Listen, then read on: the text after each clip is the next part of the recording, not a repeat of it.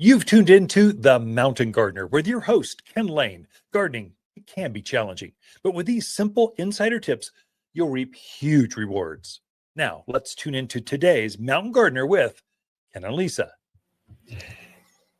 And back in the studio is Lisa Watters-Lain.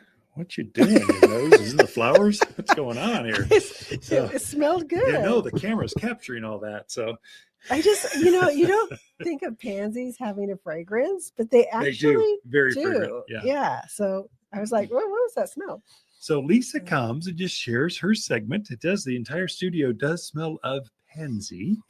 So it's got a great scent to it. Mm-hmm. So they're edible, they're fragrant, they're beautiful, and they love being planted Right now. Yeah. Welcome to the studio, Lisa. Thank you. I just grabbed this one to show people, but we have pansies in this is kind of a yellow red color, but we also have purple, we have pink, we have just yellow, we have white, we have all colors out there, pansies.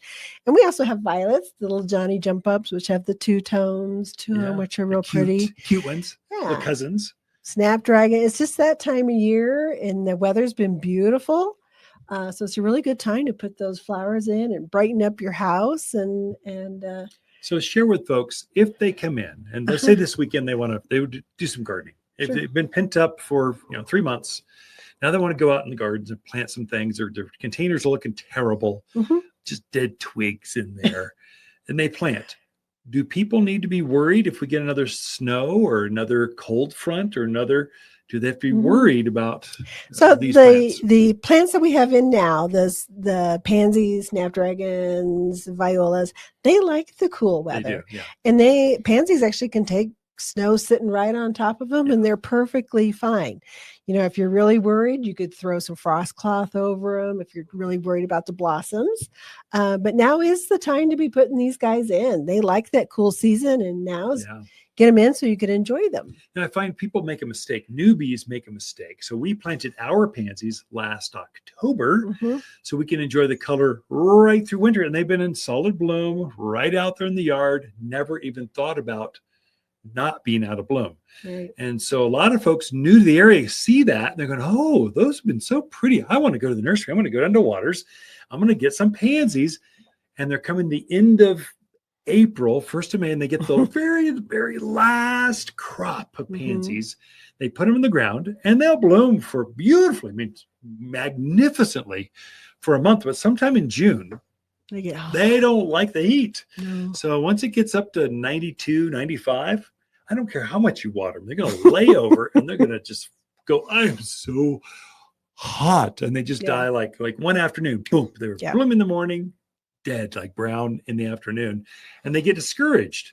Well, you should have planted them as early as possible. Right. That's the secret. So now, because you get more weeks, more months, more days, a little more enjoyment, more fragrance out of your pansies than waiting until the traditional spring. See, these are early spring blooming flowers, not May blooming. Right. They'll so bloom now is the time to put them in and enjoy them. Yeah. And that's true of, we've got some cool season veggies in as well. That's good. Yeah. So lettuce, kales, broccoli, things like that. Now is the time to be getting those guys in as well.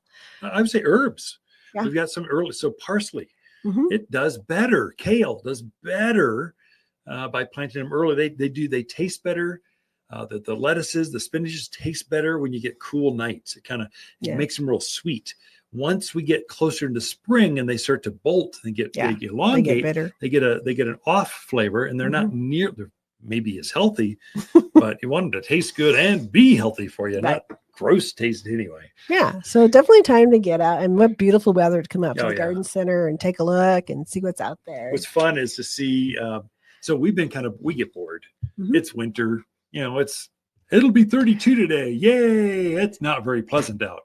But to see the weather turn and all the gardeners coming back, your friends are in. Yeah. Even if they're not buying, they're in going, I just had to come see. You hear that all the time. I just had to come see what's new. And they're just poking around. They usually will take one little thing home with them. Right. But they can't resist. They're strategizing. What am I going to do this spring? So anyway. Yeah, it's kind of fun. Nice to see them come in. We also got in huge truckload today. Yeah, I know. I'm tired. I have to load the truck, but some really, really nice spring blooming trees. Yeah. And now is the time to be putting those in the ground so that they bloom in your yard and you get to enjoy the blooms off of them this year. So we got some great Oklahoma red buds in a few different sizes. That's that tree that has that bright pink blossom. It's another fragrant tree, an edible tree. So red buds are beautiful. We got the Oklahoma, and we also got some Merlots, which has Oklahomas have a really nice green leaf to them, and the Merlot has more of a burgundy leaf to it, but they both bloom that really bright pink blossom. Yeah. So a lot of nice ones of those in all different sizes. We got the KV plum in, which is another, it's a good standard tree for here. It is tough as nails. What's the Latin name on that? Crowder Vesuvius. Yeah, that's it. Something. Crowder. I always call it Vesuvius, but I don't think that's what we just call it KV. That's good enough. So don't even try. So that has that lighter pink blossom, but it blooms and then it puts on more of a burgundy leaf. Yeah. So it's a nice tree to mix into a yard where maybe you have a lot of just green stuff. Or blue. Just nothing but blue, like oaks. Like scrub oaks. So it's really nice contrast with things out there. Lots of really cool crab apples.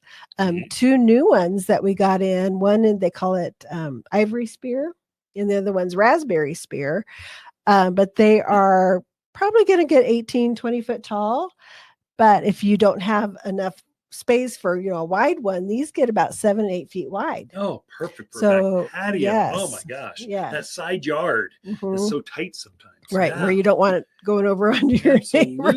But really cool trees. They look fabulous. Look fun to try. I can't wait to see that. I haven't seen them. I'm not familiar with that. Yeah. So one has a white blossom. The other has that dark pink blossom. I want it to be purple, orange. I want a crab apple with orange flowers that glows in the dark, that blooms year round. No, not yet. We're still waiting for that one. But we did get the other crab. We got some prairie fires in. We got some perfect purple crab apples in. And crab apples are that's another tree that it's old fashioned. But really, it's old fashioned. Your grandparents planted it for a reason because it was so easy to care for. The brightest of all the spring blooming trees. And the new varieties have just these tiniest little crab apples that are just so cute. They're itty bitty, but the birds love them. So if you're planting for the birds, those are great. Kwanzaa cherries, which is an ornamental cherry. A couple of really nice sizes of those in. What else did we get? We got some more 4-in-1 apples and some 4-in-1 pears. So we got and 3-in-1 cherries. Really nice quality, nice beefy trunks, look really good. Aspen. We got our first load of aspen in. What else did we get? Let me think. Autumn blaze maples. Big ones, I hope. We need some big ones. We got some big ones. We got some birch in as well. Some nice Jack Monte birch, which has that real white bark to it that people love. So some really cool stuff to come in and check out. So we had a plant drop. So we let folks see what was coming last week or the week before. And we had the cocktail trees. Basically, it's grafted multiple fruit trees on one trunk. And we sold out that day. And so we did not see that coming. And so people are going, there's pent up demand. So we found some more. So if you were part of that, sorry, we're trying to let folks jump to the front of the line and grab them early. They did more so than we thought. This week it's peonies. So we got some funky new, just really cool. You'll be the only one in the area that has this peony flower. Your grandparents dreamed of having this. They are going right now. And then stay tuned.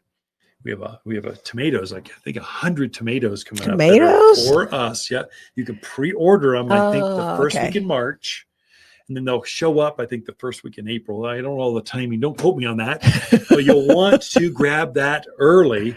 So it's waiting for you because we're going to run out, immediately. So you're buying them ahead of time and then they come in later. Yeah. Otherwise, people coming in like, we had them, but then we're out and people will get frustrated. And well, how can we do this? We just go, don't wait, just get them now and they'll be waiting for you. Your name will be on one.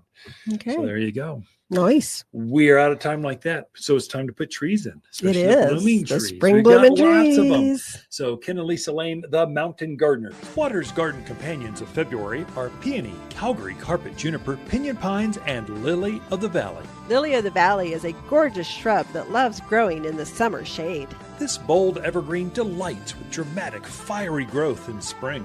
Fragrant wedding cake layers of white flowers hover on graceful arching stems. Each dainty flower is utterly detestable to deer and javelina. Shop the most perennial shrubs in Prescott by store or online at watersgardencenter.com. For a more fruitful garden, increase success in the landscape that just feels better, then tune in daily to the Mountain Gardener podcast. Subscribe through your favorite podcast streamer or visit watersgardencenter.com. Better yet, visit me directly right here at Watters Garden Center. Thanks for tuning in.